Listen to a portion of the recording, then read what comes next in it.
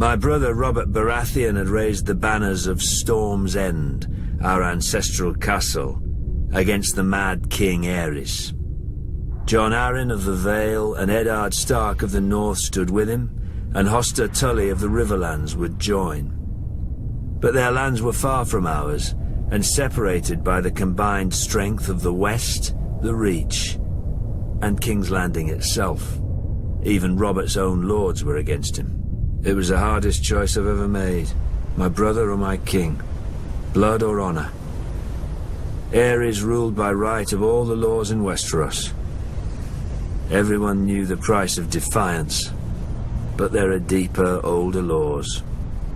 The younger brother bows before the elder. I followed Robert. Early in the war, Mace Tyrell's indecisive victory at Ashford cut Robert off from Storm's End. Instead of pursuing Robert and risking his record, Mace Tyrell turned east and laid siege to our home. His vast army and navy encircled us and prevented any resupply by land or sea. If a wagon tried to reach us, it was burnt. If a ship tried to land, it was sunk. We were locked in Storm's End to starve, but Robert commanded me to hold the castle no matter the cost. He could ill afford to lose his ancient seat, which had never fallen. While Robert smashed Rhaegar on the Trident, my men ate the dogs, because the horses had already been devoured. While the Lannisters sacked King's Landing, we ate the rats. If the smuggler Davos had not slipped through the Tyrell blockade with his onions, we'd have eaten our own dead. But I held the castle until Lord Eddard remembered us and marched to lift the siege. The Tyrells didn't even put up a fight. And Robert threw a feast to celebrate Lord Eddard's victory. I was sent to the Royal Island stronghold of Dragonstone to deal with Viserys and Daenerys, the last surviving Targaryen children.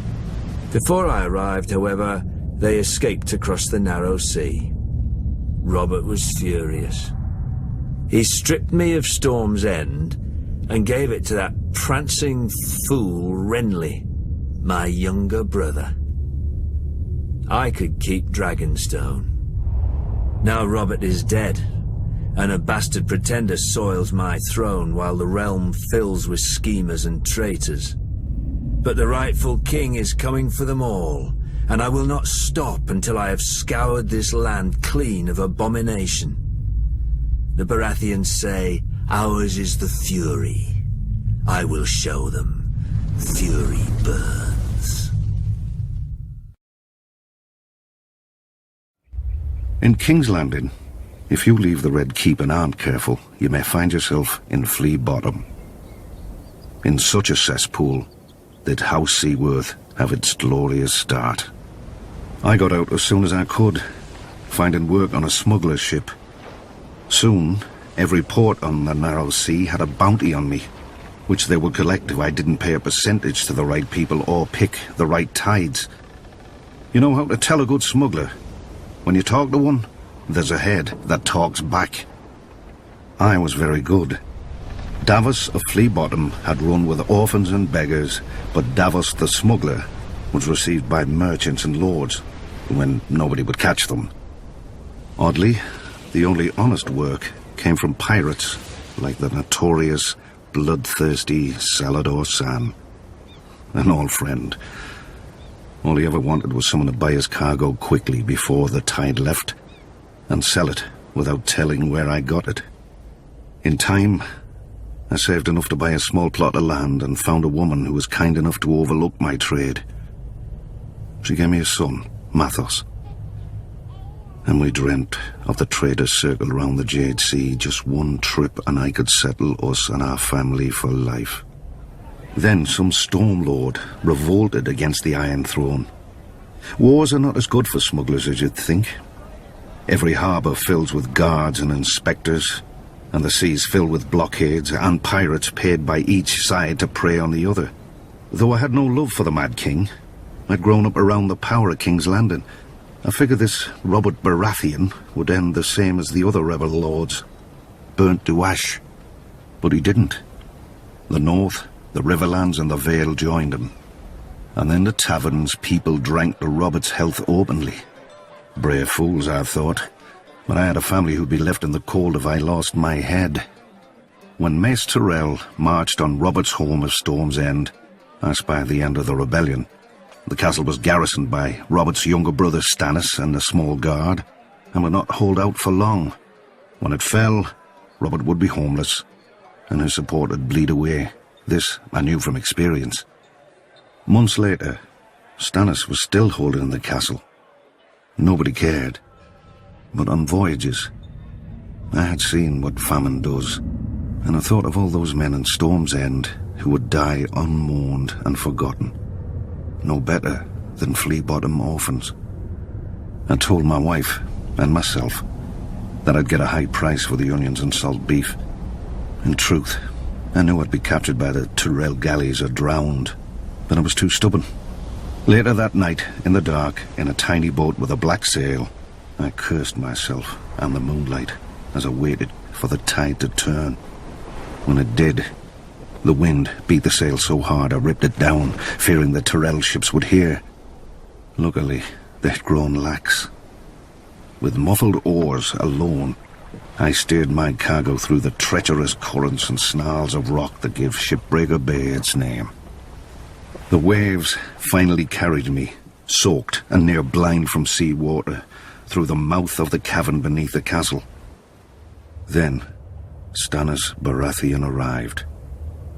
The siege had left him gaunt, but not weak, never weak. He greeted me and accepted my onions with cool courtesy, betraying no emotion, even as all wept. He doled out the food to his wife and each of his men before he ate himself, a portion no larger than any other. When he finally thanked me, I could see his mind had already returned to the castle's defense. His duty. After Ares fell and Lord Stark lifted the siege, Stannis summoned me. For my salvation at Storm's End, I was to be granted a knighthood, a keep of my own, and my son taken into Stannis' personal service. Davos of Flea Bottom had become Sir Davos of House Seaworth, and his son would serve the king's own brother.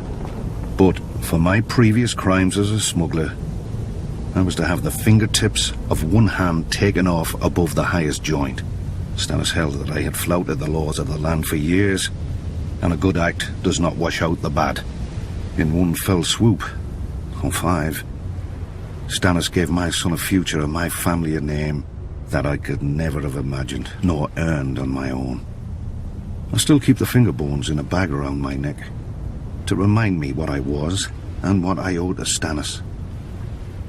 For during my many years as a smuggler, I visited many ports, taverns and back alleys, and saw many things in this world, but never justice.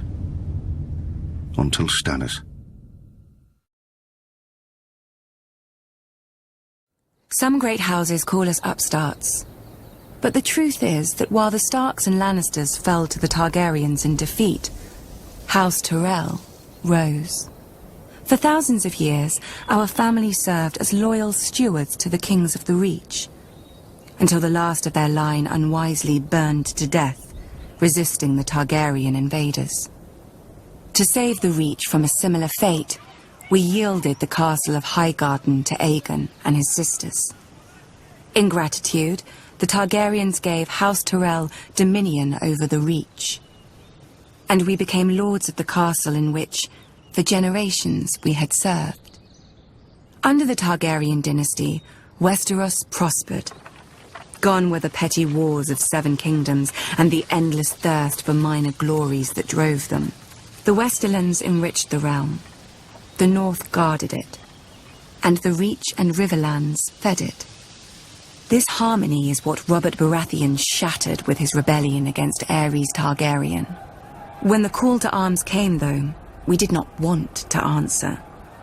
The Reach is a gentle land, and honestly, the Mad King was not much loved. But we owed peace and status to his family. My father, Mace Tyrell, called his banners and marched north to battle the rogue Stormlord Robert, who had already defeated 3 forces in a single day. And, at Ashford, my father won. Some chastened my father for not pursuing Robert after the battle. We had cut him off from the Stormlands, the seat of his power, and he had fled north, within easy grasp of Lord Tywin Lannister, the Hand of Ares, for 20 years. My father moved instead to lay siege to Robert's ancestral stronghold of Storm's End. The rose would strangle the stag as the lion pounced. So we waited. But the lion slumbered, and Robert slipped past the king's forces to join Ned Stark. We could have lifted the siege and deployed our armies north to aid the crown. We could have stormed the walls of the castle and made Robert homeless. But we had ample supplies, control of land and sea, and most of all, patience. Our siege would succeed, eventually, at little cost of life to us. If Robert prolonged the war with minor victories, our capture of Storm's End would hasten his downfall. And if Robert won the war, well, it would not do for him to find us in his halls with the bodies of his brother Stannis and his sworn men. When the lion finally showed his colors and purged King's Landing, we knew our cause was lost. My father chose the peaceful route and bent the knee to Robert, who heartily pardoned us. Strange, considering how we'd beaten him and starved his brother to the brink of death. We were to keep our lands, castle and title, but we knew that we would never be welcome at court. It didn't matter. The Reach was still the most fertile of the Seven Kingdoms, and under our hand. Every flower, even the rose, needs pruning. Then it grows strong.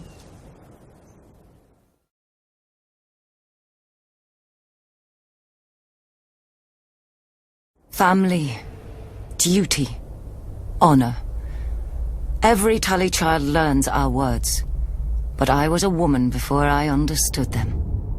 Years before, my father had taken to foster the son of a wartime friend, a minor lord on the Fingers.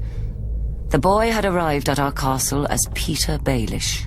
Due to his home and size, my brother soon named him Littlefinger. When I came of age, Brandon Stark of Winterfell sought and won my hand. To my father, Brandon was heir to the north and a suitable match for a daughter of House Tully. To me, Brandon was wild and terrifying, never far from laughter or trouble. I loved him with all the fire of a first passion, much I came to realize, as Peter loved me. When Peter heard of my engagement, he challenged Brandon to a duel. Peter survived only because I begged Brandon not to kill him. I still thought of Peter as family. Now, I wish I had let him die.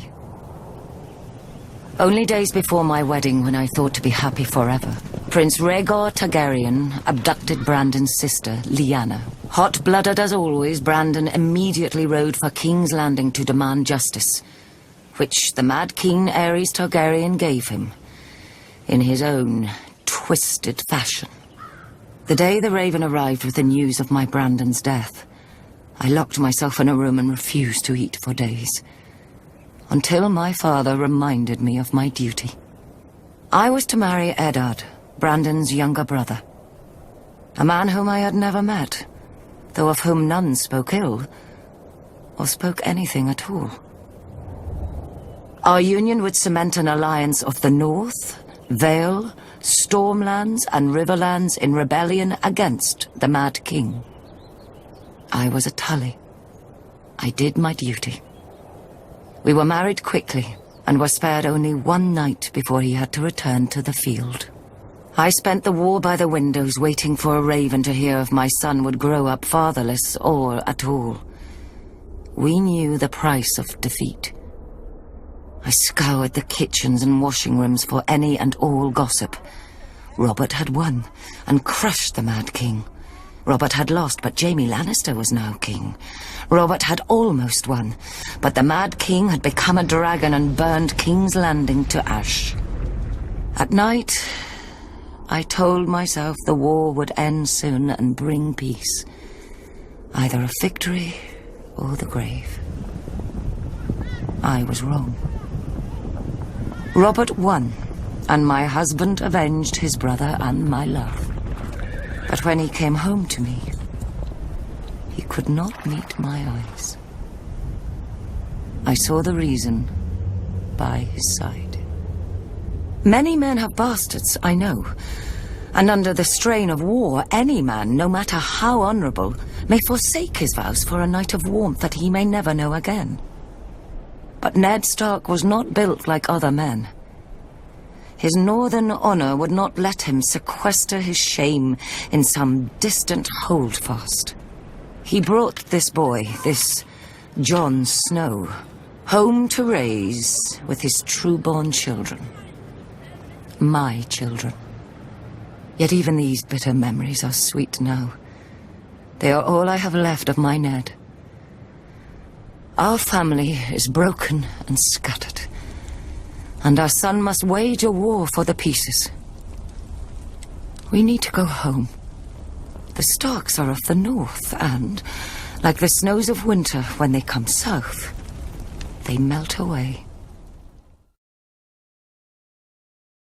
Dark wings, dark words. I was only a boy when the Raven came to call my father, Lord Eddard Stark, to another war. Balon Greyjoy had raised the Iron Islands in revolt and burned the Lannister fleet at anchor. King Robert Baratheon again needed his old friend. My mother Catelyn was not happy to lose her lord husband to Robert again. 6 years before, he had left her to avenge his father and brother against the Mad King. But now he had sons and daughters of his own, and, unspoken, another son who wasn't hers from the last time he went to war. My brother, Jon Snow. But she knew that in marrying my father, she had married the North. We hold our honor and duty as dear as our old gods. When the time came, my father marched south to restore peace and order to the realm. My father always told me the Iron Islands were a strange and dangerous place. Its people, the Ironborn, keep neither the old gods nor the Seven, and despise all honest toil. Their ancestors ravaged the western shores, raping and slaving and putting it to the torch, and their songs still ring through the halls of the Ironborn, while everywhere else they're whispered to wayward children at bedtime. Perhaps Lord Balon thought Westeros had not healed from the war against the Mad King, and was as fragmented and suspicious as the ancient kingdoms his forebears had terrorized. Robert's navy corrected him at Fair Isle when they smashed the Proud Iron Fleet.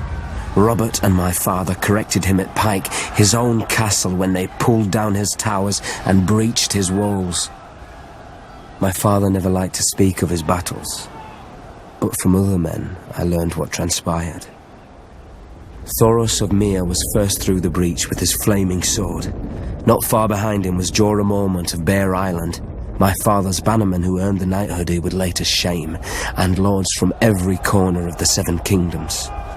All day, through every passage in the castle, they fought side by side, my father with our ancestral sword Ice, and King Robert with his warhammer against a horde of axe-wielding Ironborn.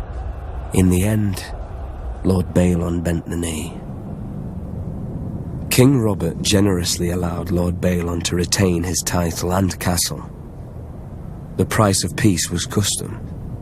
The only son of Balon's to survive his foolish rebellion would be taken as a hostage against future treasons.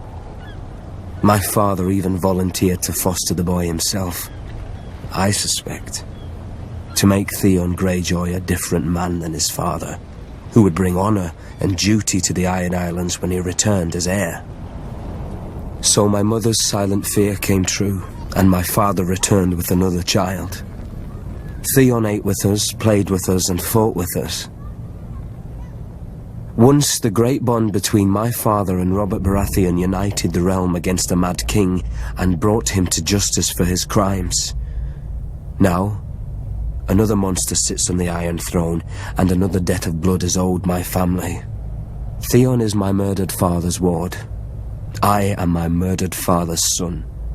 Like my father and Robert, Bound in blood, if not by blood, we are brothers.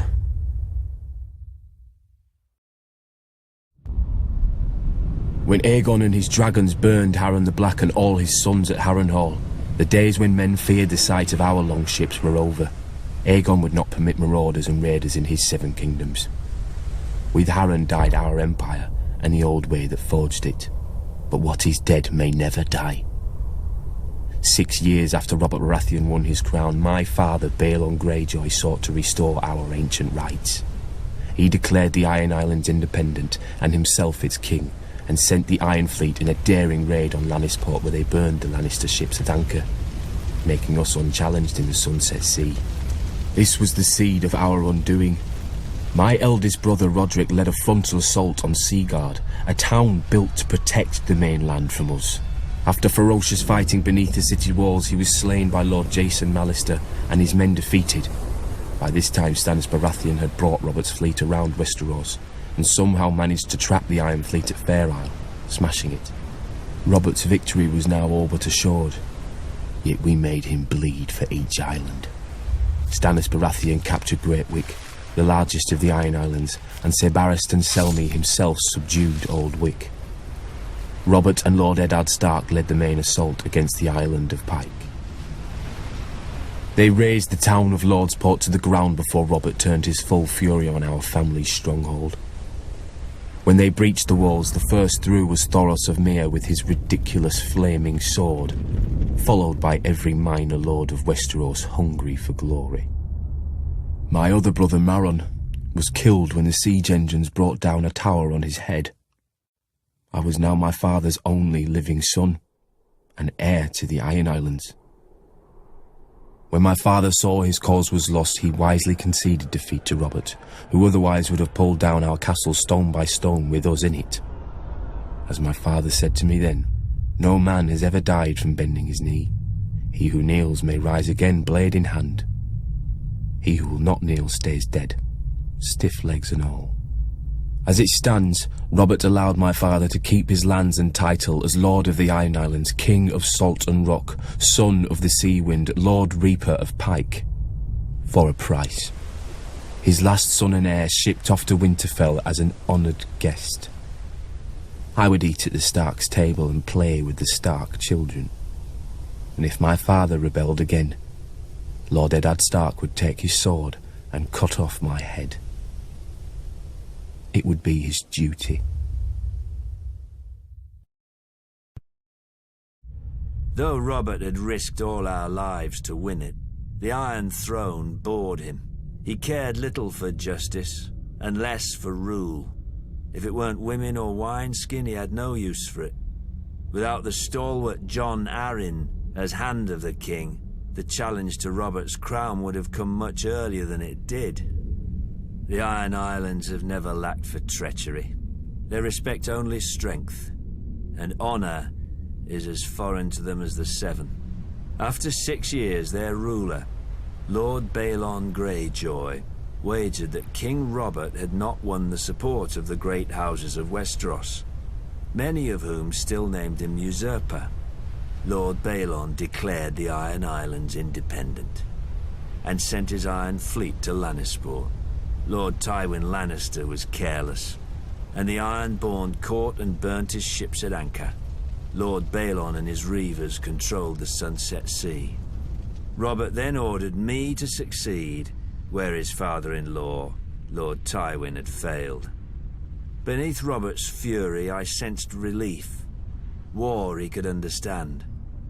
He would smash Lord Balon as he had Rhaegar. I raised Robert's fleet and sailed around Westeros to the Iron Islands. I set a trap for the Iron Fleet off Fair Isle. As sailors and warriors, the Ironborn are unparalleled. But they're not soldiers. They have no discipline, no strategy, no unity. In a battle, each man fights only for his own glory, and their longships are built for lightning strikes and shore raids. When the captains rushed in, I smashed their longships with our larger war galleys. The strength of the Ironborn is in their ships. With the Iron Fleet broken, I had assured Robert's victory. He could now transport troops and siege weapons to invade the Iron Islands. And contrary to Balon's hopes, Robert had plenty of both. I've never seen such allegiance as Robert could inspire in war. Enemies who tried to kill him one day would be drinking with him the next under their own fallen banners. In rebelling against the Iron Throne, Lord Balon did more than Robert ever could to cement his rule. When Robert came to the Iron Islands, he brought with him the full power of Westeros. Sir Barristan Selmy of the King's Guard led the assault on Old Wick, while I subdued Great Wick, the largest of the Iron Islands. But Robert saved the seat of House Greyjoy, Pike, for himself and Lord Eddard. Robert would later boast of the battle's bloodiness and how he could have torn down the island into the waves if Lord Balon hadn't bent the knee. But if I'd have led the assault, Balon's neck would have bent, under his sword, because I do not forget, I do not pardon. His time will come. All their times will come. House Tyrell trace our descent to Garth Greenhand, the legendary first king of the Reach who made the land bloom. But so too does every noble house around us. It seems dear ancestor Garth planted as many flowers as he plucked. A king should have more consideration for his line, don't you think? For over 1,000 years, the Greenhand's sons and grandsons ruled the Reach as House Gardener. The offshoots of his daughters grew into vast and powerful houses in their own right, except for House Tyrell. We chose instead to serve our Gardener cousins faithfully as stewards, to manage their stronghold of Highgarden and the daily affairs of the Reach. Our words are growing strong. And under our stewardship, the Reach did just that. As did we. Until a blundering king almost cost us everything. Aegon Targaryen had landed in Westeros. King Mern allied us with the Rock to repel the upstart's army. One can only marvel that King Mern did not reconsider when he saw the living dragons against him. Perhaps he should have sought counsel from his trusted stewards before he set out. Then again, perhaps he did. At the Field of Fire, Aegon, and let us not forget, his sisters, burnt the combined armies of the Reach and Rock. King Mern paid for his misjudgment with his life and that of his ancient family. In a day, the Reach had lost its king, its ruling house, and most of its army. Thankfully for everyone, my ancestor, Harlan Tyrell, had better sense. Until the Maesters sorted out the entail among Mern's cousins, Harlan the Steward was acting Lord of Highgarden.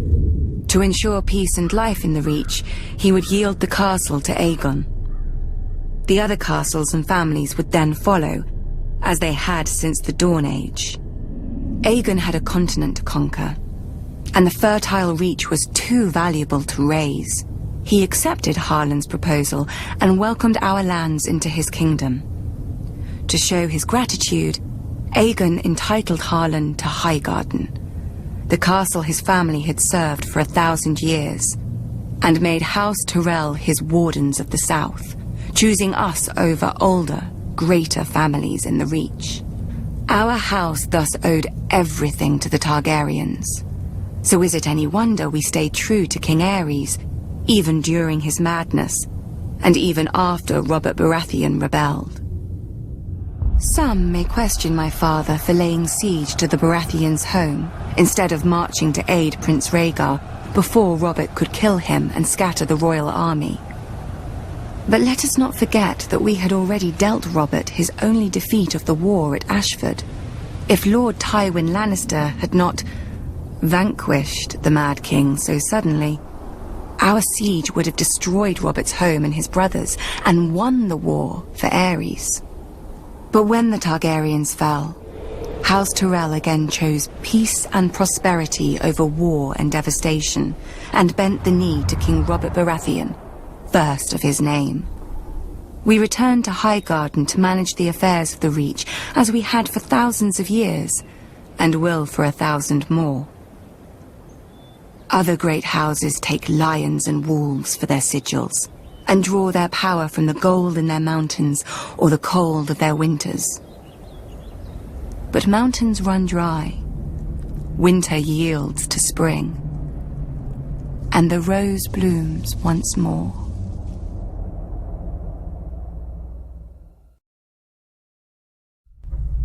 Where the north has its honor and the south its chivalry, the Iron Islands has its strength. We call ourselves the Ironborn, and we are warriors feared throughout the Seven Kingdoms. Or so we used to be. Unlike their mainland cousins, the first men of the Iron Islands never bowed to the old gods. Theirs was the drowned god, who made the Ironborn to reave and sack and write their names in salt, steel and song, that his enemy, the Storm God, could not wash away. We raised our kings from our own ranks, and used beaten foes as thralls to work our mines and farm our land. Or as salt wives, if a woman was pretty enough. Such was the old way, and while we followed it, we held sway wherever the waves were heard. When Aegon came demanding fealty, King Harren the Black ruled as far east as the Trident. Other kings like the Starks could kneel, but Harren was Ironborn, and the Ironborn must be beaten. In Harrenhal, he had the mightiest castle in Westeros, and the army to defend it. But Aegon did not intend a siege. He mounted his dragon and roasted Harren and all his sons in their tower, and the Old Way with them. Because of Harren's defiance, Aegon pushed the Ironborn back to our islands and gave the Riverlands to the Tullys. But he did allow the Ironborn to choose who would lead them. House Greyjoy had always been one of the greatest houses of the Iron Islands.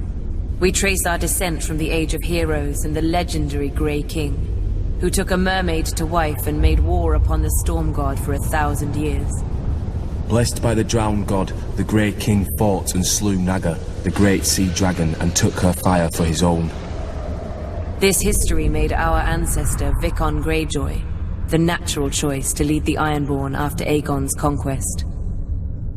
For 300 years, House Greyjoy ruled the Ironborn. We styled ourselves Lord of the Iron Islands, King of Salton Rock, Son of the Sea Wind, Lord Reaper of Pike. In truth, we were thralls. Our people still chanted, "What is dead may never die." But the Old Way had died. Until the Targaryens followed their dragons into the grave, and our Lord Father, Balon Greyjoy, rose against the new king, Robert Baratheon. He seized our ancient crown and sent our Iron Fleet against the Lannisters at Lannisport, burning all their ships before any could weigh anchor. Though Robert and Eddard Stark would later defeat him, they understood us no better than Aegon. The Greyjoy sigil is the Kraken. What it grasped once, it will never surrender. What is dead may never die, but rises again, harder and stronger.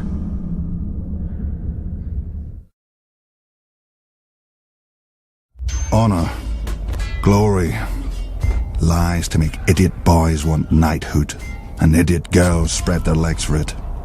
Let me tell you what makes a knight. Killing. Either enough men, or the right man. House Clegane should know. We're very good at both. Most families claim some great ancestor so far back that nobody can prove them liars. Not us. My grandfather kept the kennel for Lord Titus Lannister of Casterly Rock, the father of Lord Tywin. Lord Titus was a weak man who didn't know it. One day while hunting, he stumbled on a lioness. Instead of embracing the man who wore her on his banners, she tried to tear out his throat. Lucky my grandfather came up with the dogs and drove the big cat away. As a reward, the Cleganes got lands and a keep and a son to squire for the Lannisters. We took the 3 hounds who died for them as our new sigil. When Tywin Lannister became Lord of Casterly Rock, he wanted more from his former kennel master than fealty. He bet that training hounds to kill isn't far from training boys to kill. In just 2 generations, my brother Gregor and I proved him right. I gutted my first man at 12. Years after, servants started disappearing in our keep, and even a sister I don't remember. But nobody could prove anything against Gregor, or dared if they caught him at it. For my father wanted a knight in our family, and thought he'd found one in Gregor, who at 13 towered over enough men that they called him the Mountain. Sure, Gregor looks quite the champion from a distance, but a mountain can't cleave a man in half with one blow, and won't break a wench's face if she talks. Through Lord Tywin's influence, Prince Rhaegar Targaryen kindly anointed my brother personally. A great honor for our family, everyone said. 1 year later, Sir Gregor chivalrously sacked the prince's city, brained the prince's baby, and raped and murdered the prince's wife, winning our family yet more honor from the new king and queen. Soon after, my father died. They say in a hunting accident.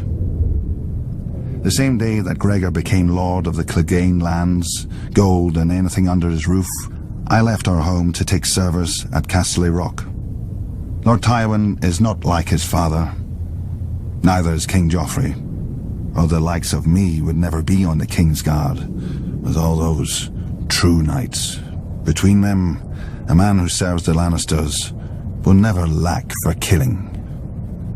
I'll guard this king, such as he is. Gregor will kill the other ones, such as he does. When we're done, we'll see how many people still believe in songs and fairy tales.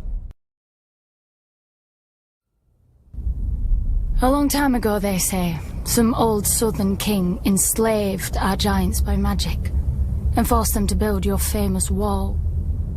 Then he kicked all of my kind to the other side and raised an army to keep us there. And we're the uncivilized ones, wildlings. Might be Sir King was wise. Even a giant can be made to kneel, but only if he wants a better crack at your head. The free folk don't follow a man because his father tells us. If the king's son was brave and strong, aye, we'd follow him as we did his father. If he wasn't... But it seems to me, as much as the wall keeps us out, it keeps you southerners in. You follow laws you didn't make, kneel to kings you didn't choose, and pray to gods you never hear from. Our traders talk about your seven. Beyond the wall, the stars shine bright and clear. Any gods there aren't listening to the likes of men. Our gods are of the forest, in the trees that shelter us and the rivers that feed us. They gave the land for all of us to share. We fish, farm, and hunt where we will, when we need. If a man wants a woman, he has to prove he'll give her strong and cunning sons. Now, it's easy. When she tries to slit his throat, he don't let her. With the free folk, you get what you can take, and you keep what you can hold. No more. I wonder, even if my kind didn't hop over your wall, would he still set your night's watch to guard it? You southerners are rich. You always have more steel, gold, and daughters. I think you're afraid. If you've always knelt, you don't know what freedom is. And if you've not been beyond the wall, you don't know what fear is. You will.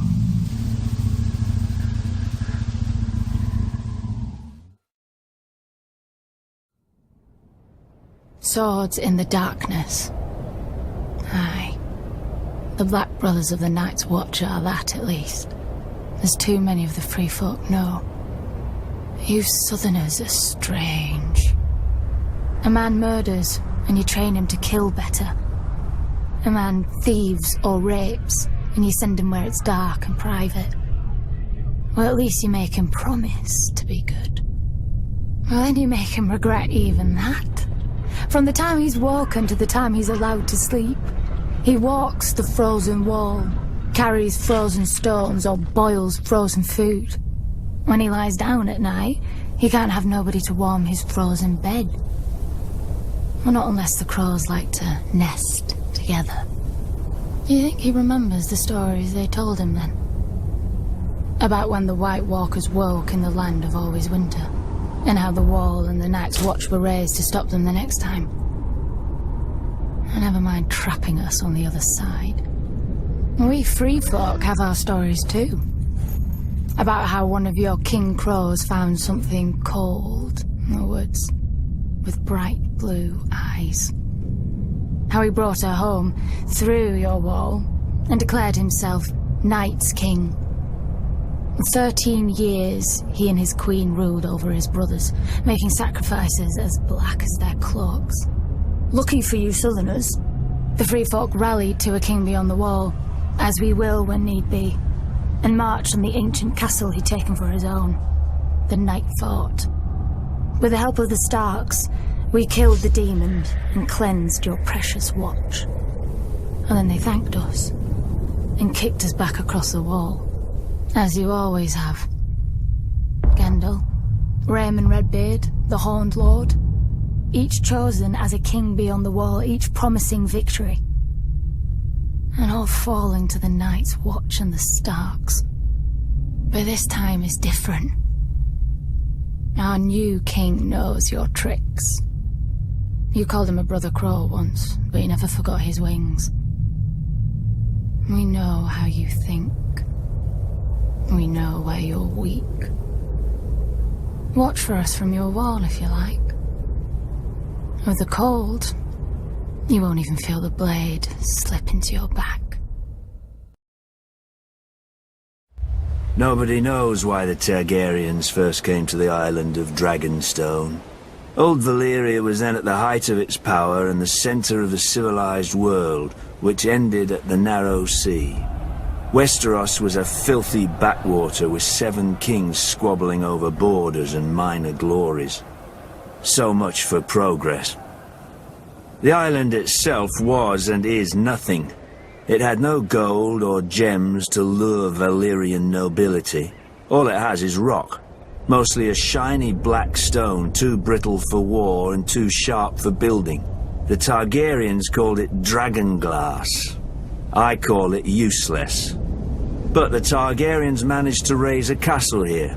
Simpletons claim they used ancient Valyrian sorcery, forgetting that the Targaryens brought a small army with them from Essos. There's no magic in strong backs, though admittedly the castle is unlike any in Westeros. Foreign and strange. If the Targaryens ever regretted their barren outpost and longed for the comforts of home, the doom made their folly permanent. Valyria collapsed into the waves and was no more. To look east was to see the ruin of their homeland, the greatest civilization before or since. But to look west, as Aegon realized, was to see a fertile land ripe for conquest. Perhaps even a new Valyria. Though good for little else, Dragonstone was the perfect staging point for Aegon's invasion of Westeros.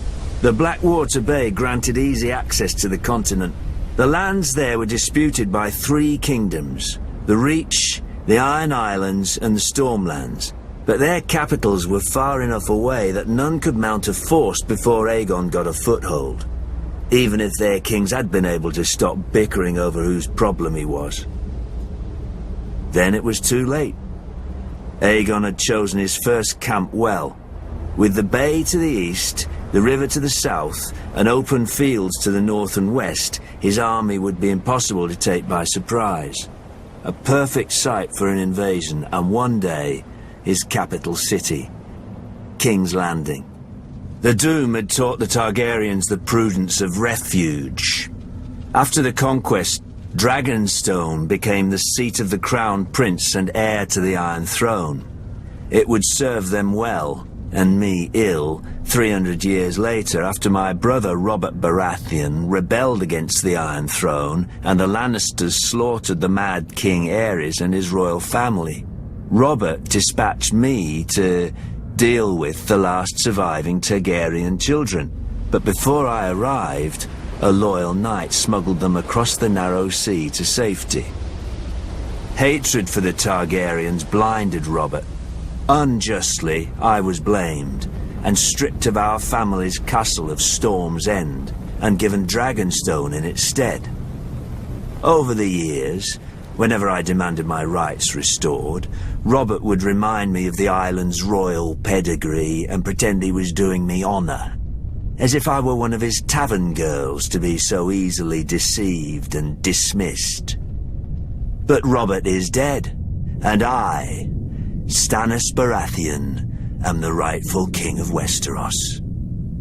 Let the usurpers and traitors sit on the Iron Throne. From Dragonstone, I will be the dagger at their throat.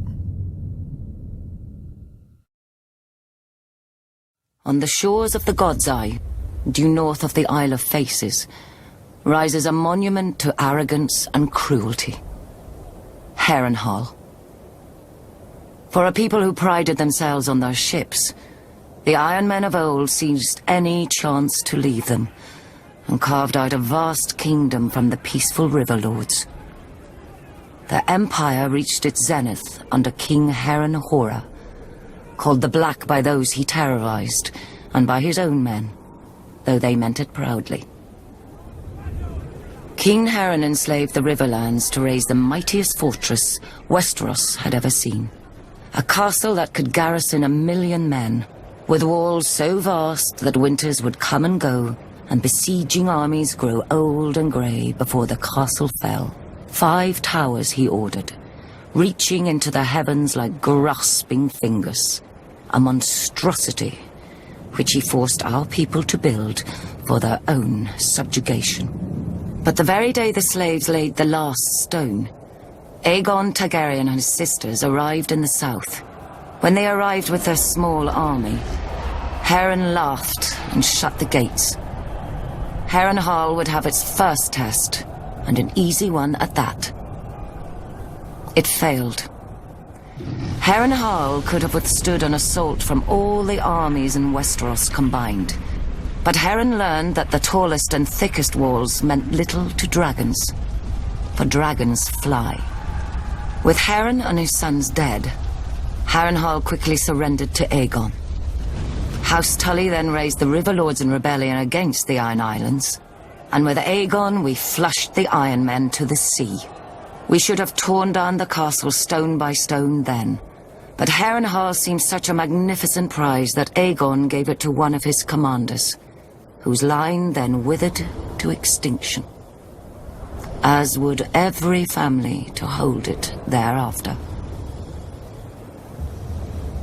When many speak of Harrenhal, their voices drop to whispers about Mad Lady Lothson, who was said to send a giant bat to collect children for her crockpots, and to bathe in blood and serve feasts of human flesh. About the ghosts of Black Harren and his sons who still walk the castle at night, all aflame. Of the servants who went to bed in full health, and were found in the morning, burnt to ash. Mere stories to frighten wayward children and excite young girls, you may say. You would not be entirely wrong. Harrenhal is a prize. A nigh impregnable castle with enough land and enough income to make a man, at a stroke, one of the greatest lords in Westeros. But you would not be entirely right either. Say by a king's grace, Harrenhal became yours. Now you must garrison it. You must repair it and maintain it. Even stretched to the ends of your means, you cannot fill and manage the whole castle. So you retreat your household to 4 of the 5 towers, then 3, then 2, then only the bottom thirds of those. You close the whole of 100 hearths and take your meals in your rooms. Even then you can't shake the feeling of desolation, that Harrenhal and its vastness is devouring you. In later years, as you bury a grandson or a great-grandson, the last of your line. You will know it has.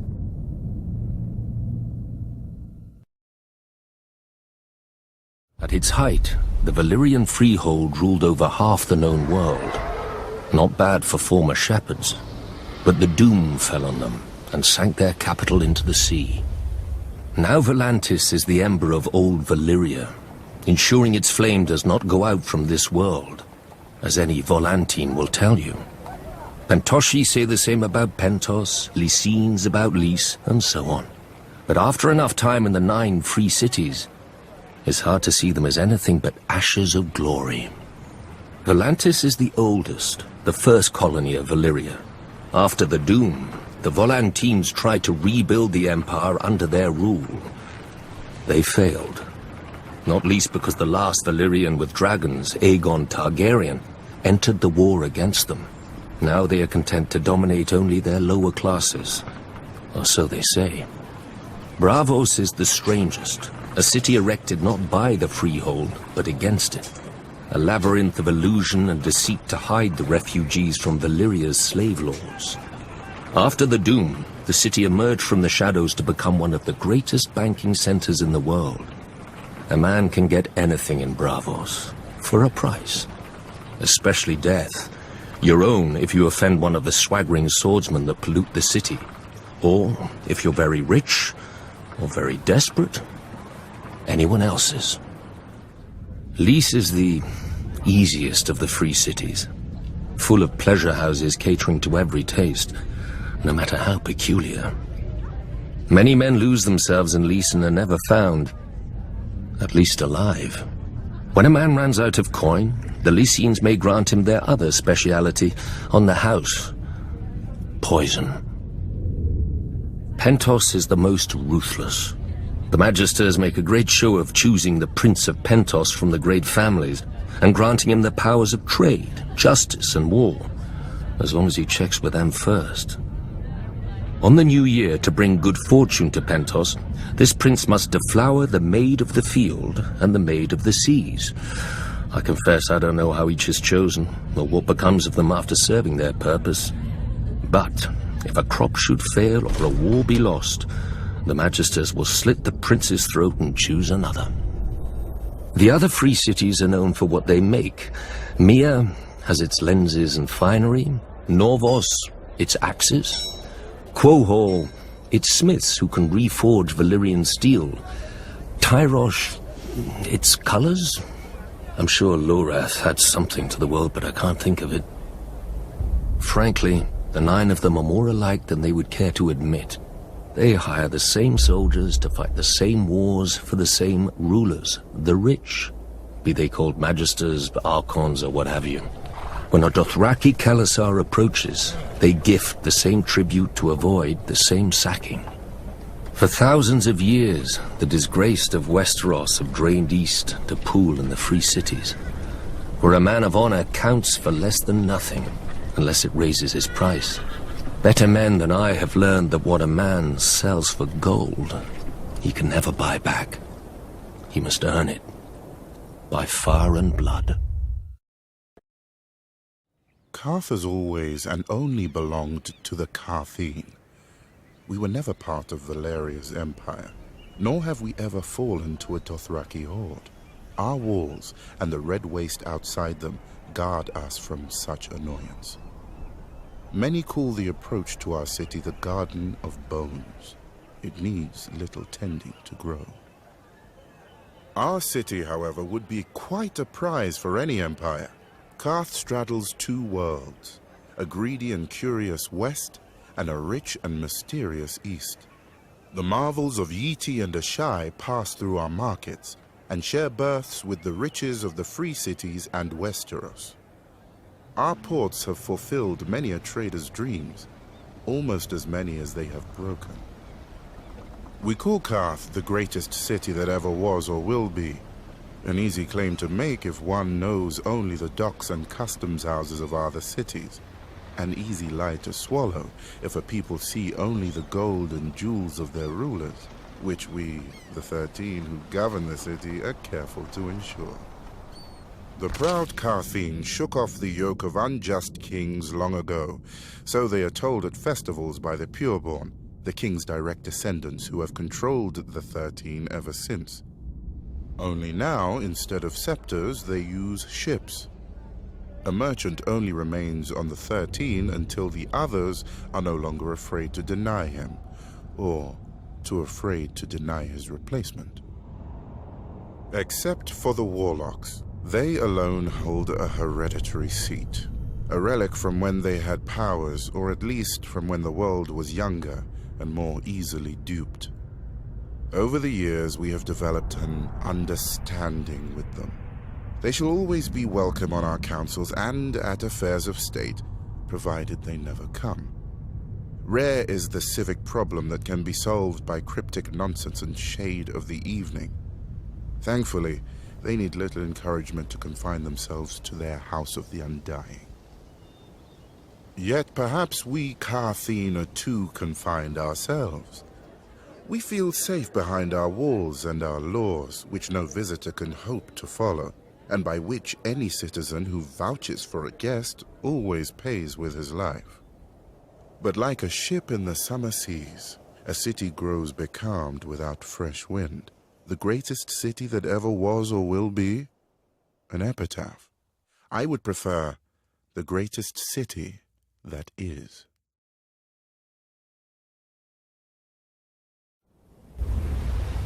The Seven are gods of weakness and defeat, pretty chains that the first men kindly put on after the Andals crushed them, except in the Iron Islands.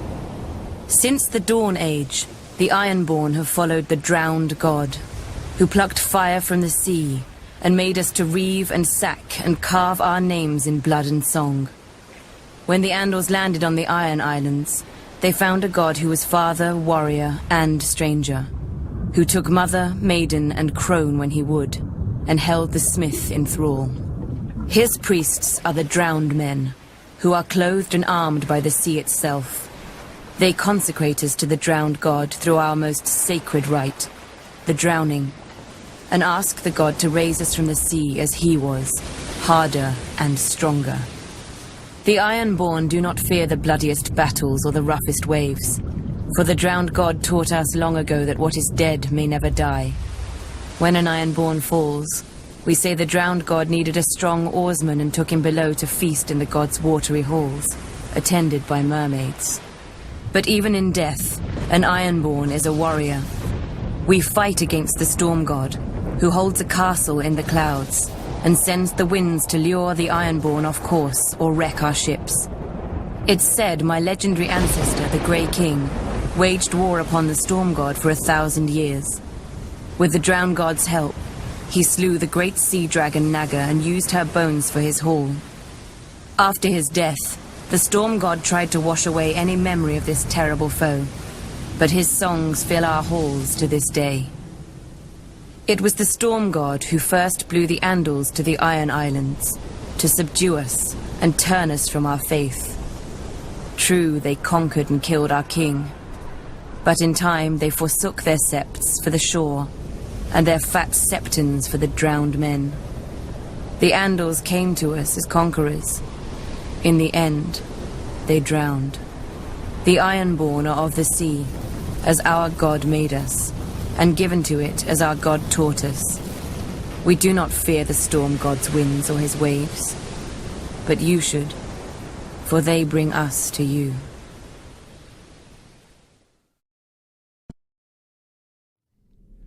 Dragons conquered the Seven Kingdoms, but to rule them, the Targaryens needed a less temperamental tool. When the great King Maegor saw the power of the Alchemist Guild, he blessed us with his patronage. In those days, we commonly transmuted metals and other wonders, but the king was most interested in our mastery of the substance, which those not of our order dub wildfire. A slight misnomer. To the uninitiated, the substance indeed seems uncontrollable. Water will not extinguish it, nor plate of steel repel it. Our order alone knows its secrets. In bare stone cells beneath the guild hall, our acolytes prepare the substance with utmost care and ancient magic. Apprentices then remove the jars to a secure storage. Overseeing its purity are the wisdoms, such as myself, who are adept in the alchemical mysteries. Should an acolyte prove unworthy and allow the substance to ignite, the ceilings are spelled to collapse and fill the room with sand. For once lit, only smothering or starvation will quench the fire. Many years did the Alchemist Guild serve the Targaryens faithfully, until we were beset on all sides by the envious, the Order of Maesters, who dismissed all learning but their own, and the charlatans who hucked green paint and worse in our names. After the unfortunate Prince Aerion Targaryen, drunk with wine, boasted that a draught of the substance would transmute him into a dragon, we lost our royal favor. Then came the wise King Aerys, second of his name. I was merely an acolyte when he restored our guild to its former glory. As had his great forefathers, he appreciated our secret arts, even naming Wisdom Rossart as Hand of the King. Together they punished his enemies as befits a true Targaryen. During the War of the Usurper, I heard whispers that King Aerys had engaged our greatest wisdoms for an ultimate weapon against his foe. But sadly, King's Landing must have fallen before it could be used, and many of our wisdoms disappeared in the sack of the city, victims of ignorance and envy, as ever, I'd wager. Yet our order perseveres. Like the substance, which grows ever more potent as it ages, we perfect our ancient arts in darkness, forgotten by the world. We are masters of the fire, but we live only to serve. All we need is the right spark. The East is plagued with mystics who claim many dread powers but prove only one, separating the foolish from their purses. Not so with the renowned warlocks of Qarth. They demand a much dearer coin in return for their parlor tricks: respect. Once, the warlocks truly were mighty, or so they would have us believe. I do not doubt they have many secrets. They are an old order, and one does not obtain a seat on the 13, the governing council of Qarth, without making 12 of our most powerful citizens afraid to forbid it. Thankfully for Qarth, the warlocks exert little influence in our politics. They rarely leave the confines of the House of the Undying, a pompous name, but, I admit, a strange and dark tower. It is said that none who enter ever leave. Of course, since there are no visible doors, I have to believe none ever enter either. We can only imagine what the warlocks do inside. I wager we do not have to imagine much. They read dusty scrolls detailing their lost glory. They sip shade of the evening, a foul concoction brewed from the nearby trees, until their lips turn blue, the better to frighten children and the ignorant. Stewing in their fantasies like an old soldier who drinks alone so no one may challenge their prowess. Whatever the warlocks may wish, their magic, like all magic, is dead in the world, if it ever existed. Though, one does hear strange whispers of late. Glass candles that have been cold for 100 years, now burning. Ghost grass, found far from the lands of the shadow. A Khalasar led by a woman with 3 heads. Traders' nonsense, most likely.